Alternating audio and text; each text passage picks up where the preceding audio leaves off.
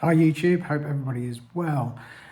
It's almost 12 months since I took ownership of the S1000rr Sport, so I thought about time I did a review of the bike. Good points, bad points, and an overall view of what I think of it. So just a little bit about me in terms of my previous biking experience. I've been riding now for around 30 years, started on 50cc's and had numerous bikes, I think 27 bikes all told, from nakeds like speed triples, street triples, through to different sports bikes, Daytona 675s. This is my second S1000rr, and a couple of adventure bikes, GS and GS Adventure, and I also own a second bike which is a BMW F900rr.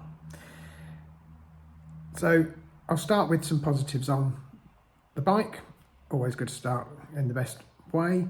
And the first thing is comfort. It's a sports bike, but for a sports bike it is comfortable. It's got cruise control as standard, so long journeys are not an issue at all. You just stick it in cruise, whether it's through a village at 30 mile an hour or on the motorways at sort of 75, and you can sit back and relax and take any weight off your wrists. I'm 5'7", so not particularly tall, and the wind protection from the standard screen is okay. Standard seat, that's fine. You can get the M Sport seat, but I do know that from speaking to people that have got it, it's not quite as comfortable, although it's a little bit lower because it's a bit thinner, so it does make getting your feet a little easier onto the floor. The fairing itself is really well shaped in deflecting the wind around the bike. I specifically notice it on cold days when you've got the heated grips on the F900. Back of my hands get cold quite quickly, and the heated grips you have to have them on full to try and keep the hands warm. But on the S1000, the fairing seems to deflect all the wind around the grips, and very, very easy to keep your hands warm. So really well designed. It's got the standard TFT from BMW. Anybody that's used to riding any of the modern BMWs will be used to their TFT. The only main thing this hasn't got that most of the others have got is an ambient temperature gauge. It's something I like. It hasn't got it, but it's a sports bike. They probably felt no point in putting it on. But you've got all the features of the TFT, so you can hook up your phone with the BMW app, so you've got your navigation, you can take phone calls, you can listen to your music, and all operated by the whiz wheel on the left hand switch gear. It's not the M Sport version, so it doesn't come with the carbon wheels, which I rode the M Sport on the test ride, and you can feel the difference in the unsprung weight on the front and the back. But our roads in the UK are quite heavily potholed, and I'm hearing stories of people cracking rims, etc. Those wheels were designed, with the track in mind, not for our roads, so I'm not bothered that I haven't got the carbon wheels. And to be honest, with the riding I do, it wouldn't make any difference to my riding. Electronics package is excellent. You've got the various modes: rain, road, dynamic, race, and then the configurable track modes. It's 200 horsepower, or it's over 200 horsepower, which is a lot for the road, but it's like anything. If you buy a car that's got 600-700 horsepower, that's too much for the road, but it's just nice to know it's there and have a little play with some of that horsepower every now and then. But it is a bike that can easily get you into serious trouble in terms of losing your license if you're not careful, so a bit of restraint is required. What else is there to say? Brakes, they're not the flashy Brembos, they're the BMW Hayes brakes, but they are excellent.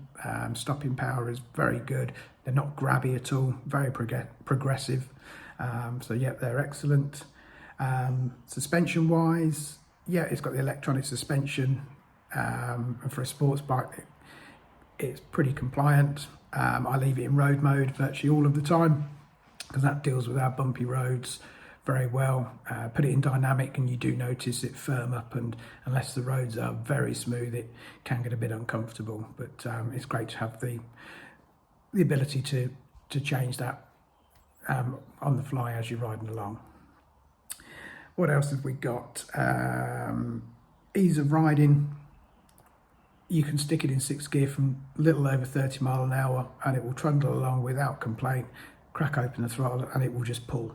So you can ride it like a big scooter if you really want to, or you can run it all the way through the gears up to the screaming red line, which I think is about 15,000. Let's move on to tyres. It came with Bridgestone S21s.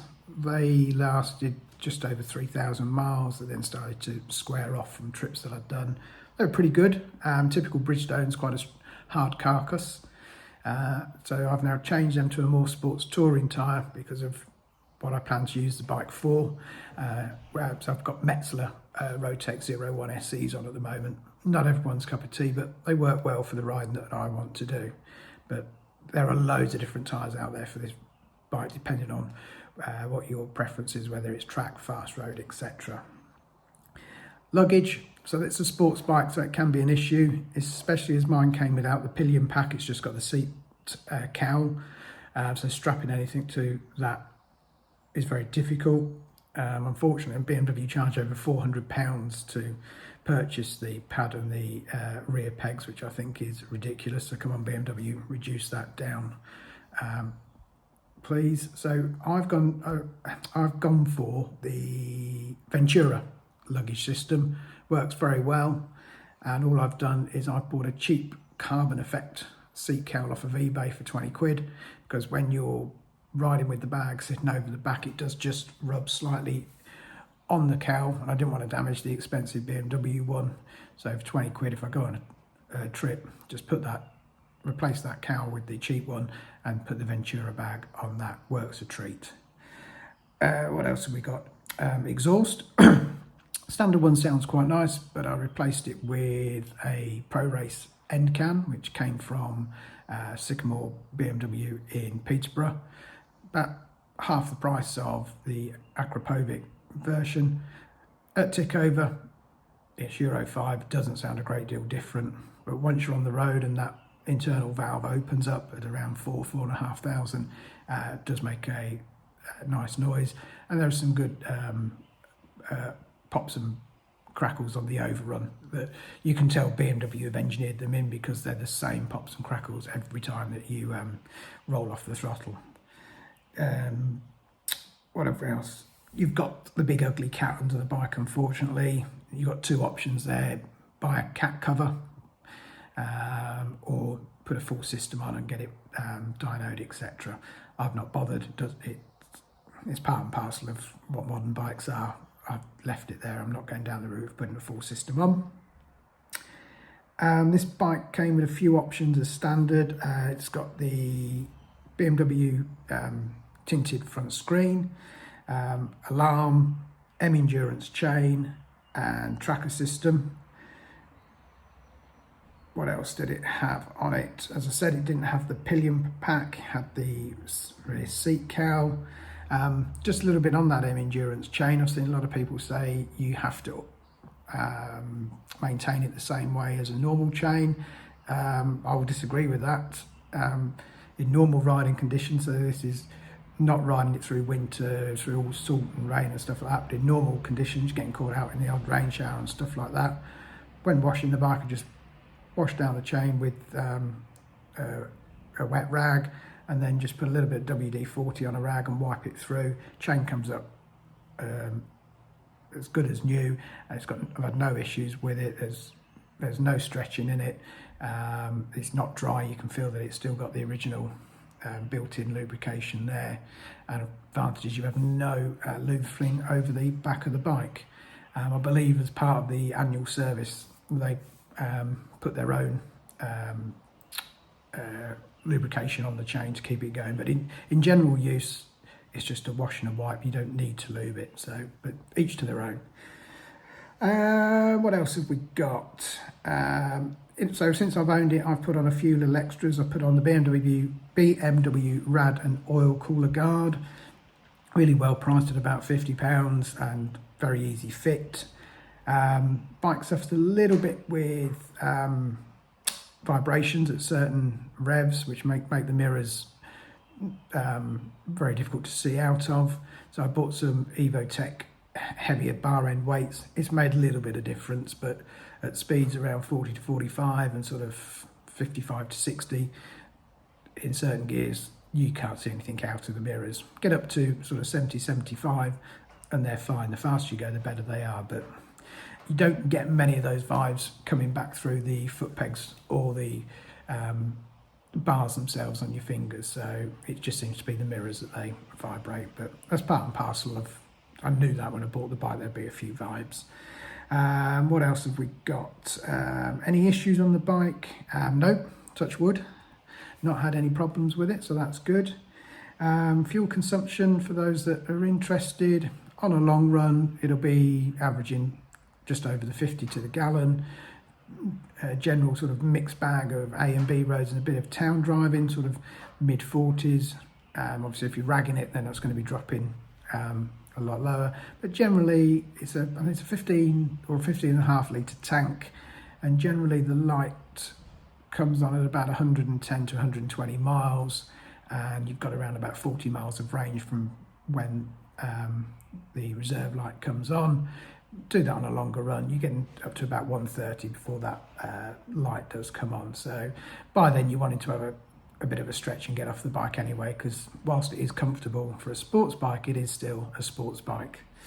What else have we got? Seat height is not the lowest of bikes. I've got a 30-inch inside leg and I'm on the balls of my feet at standstill. As I say, if you put the M Sport seat on, that will take it down a little bit.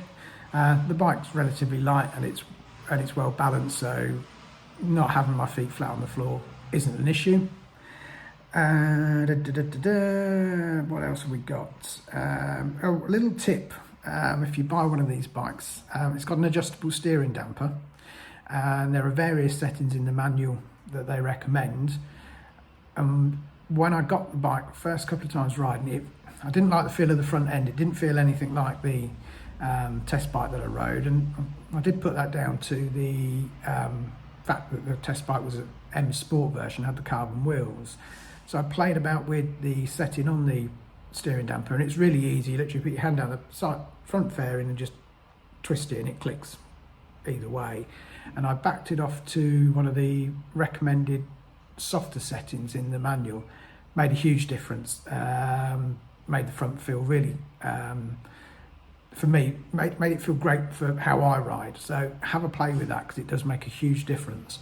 With the change of tyres, these tyres turn differently to the old ones, so I need to have a little tweak just to get that front turn a little bit quicker.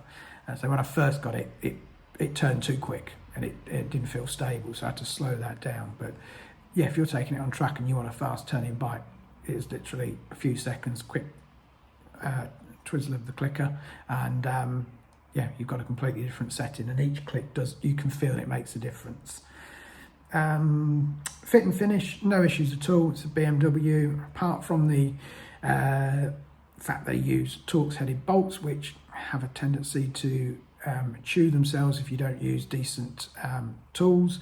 The panels and that are well made, they fit well. I've had no issues there at all. Any bad points? I don't have any real negative points apart from the vibes, which I've already talked about. It is an expensive bike, but all bikes seem to be expensive now. Seems to be well priced when compared to other premium rivals like the Panigale and the R1, etc. Especially because it comes pretty well spec'd before you put any additions on. Quite a lot of those other bikes, you have to add in cruise control, you have to add in heated grips, and that pushes the price even further. The BMW is pretty well priced that way. Majority of these bikes are going to be bought on PCP deals. Whilst the interest rates have recently gone up and that's hitting the monthlies a bit, they've got pretty good residuals. Comes now with a 3-year manufacturer's warranty, which includes European roadside assistance.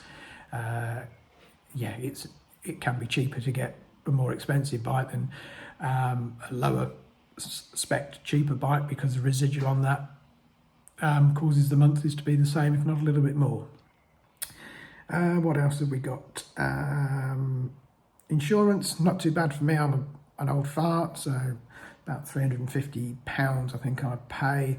Bike has got the alarm fitted, and it's got an S5 tracker fitted as standard, although it's only includes a year's subscription, so that's coming up for renewal shortly. First service at 600 miles was subsidised by the dealer, so only cost me £100. Next service is due in the next 6 to 8 weeks. That's going to be likely to be around £200, so not too bad. What else have we got? Headlights. I haven't ridden it in the dark, so I can't comment on how good or bad they are. All I will say is that the switchgear isn't backlit. Having ridden other BMWs with similar switchgear at night, come on BMW, get your act together, get these switches backlit like Ducati and KTM, and I think Triumph now do. Makes a huge difference when you've got lots of different buttons for lots of different things. On a dark stretch of motorway or carriageway, it's very difficult to find the right button, and you have to start looking away, and that distracts you from the road. So come on BMW, it shouldn't be that difficult for you to sort that out. And what else have I got? Yeah, so overall I'm happy with the bike. I would give it 8 out of 10. Knock a couple of marks off, mainly because of those vibrations that I talked about earlier. You can't seem to dial them out from the mirrors, and as I say, at some speeds and revs, the mirrors are virtually no use at all. Everything's a blur. You can't, with a lot of cars now having these modern bright blue lights, it's very difficult to tell whether it's a normal car behind you or a police car. It's that's not a, I've tried some other things to dial out the vibes. I've put some LED tape that you can buy, sports tape that people use to put around things like tennis rackets to increase weight, etc. And I've put some strips under the arms of the mirror. Makes a little bit of difference, but they are still vibey. But yeah, just get your head down and ride. It's not too much of a problem. So that's it. That's my quick run through of my 2021 S1000rr Sport. Hope you liked it. If you did, please leave a thumbs up. I'm not a prolific loader of videos, but I've got a few already loaded up. So if you want to subscribe, see what I've already put up and see what I do put up in the future. I don't do this for a living. I've not got anywhere near enough subscribers to generate any income from it. It's just a bit of fun every now and then when I can be bothered and got the time to put the cameras on, because it's the editing that takes the time afterwards. So stay safe out there, guys. Enjoy your riding, and I shall see you again soon. For now, bye.